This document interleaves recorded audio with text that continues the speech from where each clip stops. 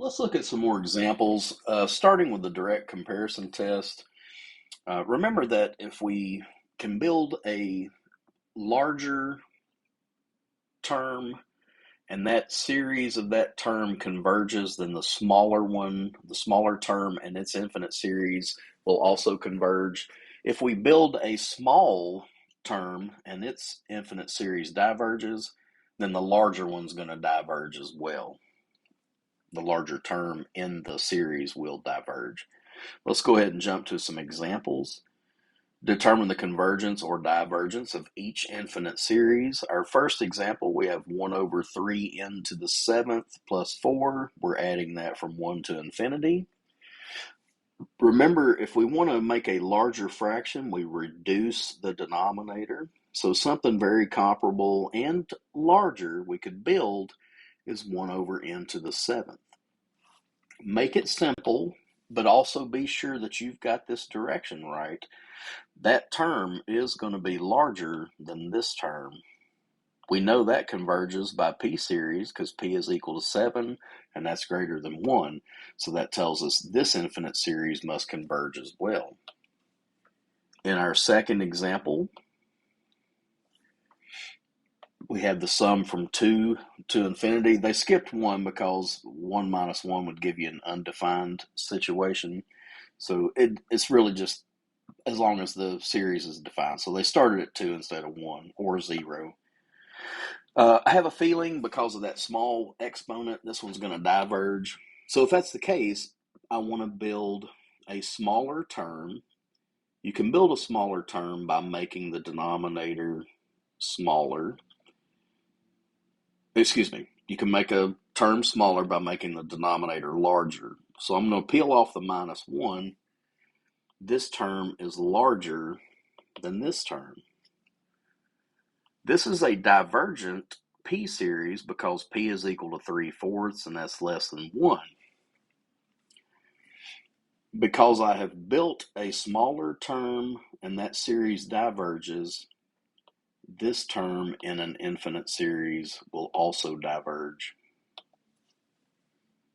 Last example, the sum from 1 to infinity of 7 to the n power over 8 to the n power plus 2. This one, because they're both to a power of n, I feel pretty good about comparing that with a geometric series. The dominant term, 7 to the n over 8 to the n.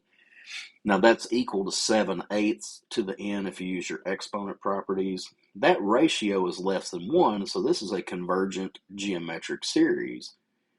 Now, as long as I know it's larger than this one will also have to converge.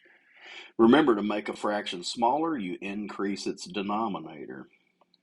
So it turns out this fraction is larger than that one for values of n that are positive. This series has to converge. If I've got a larger series that converges, the smaller one must also converge. Limit comparison was the other test we looked at. Remember that we want to take our term given, our nth term given, build one very similar to it. For this comparison test, limit comparison test, we set up a limit of given over build. If that limit has a value that's finite and positive, then the one given and the one built must either both converge or both diverge.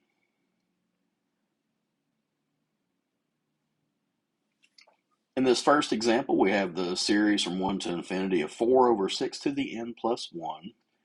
Let's compare that with, we have a constant in the numerator, a 6 to the n term in the denominator. So a good choice that's easy to decide on is 1 over 6 to the n. It's very close and it's also easy to determine because that's a geometric series with r equals 1/6. That tells us this will converge. Setting this up in a limit, the limit of the original divided by the build, and remember, dividing by a fraction is the same as multiplying by its reciprocal. I'm going to pull this 4 out front. that gets us to 6 to the n over 6 to the n plus 1. When n gets really large, that highlighted fraction becomes 1.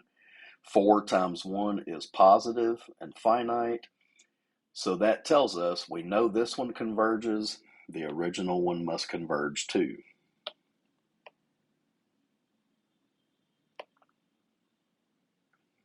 Our next example, the sum from 0 to infinity of 1 over square root of n squared plus 2.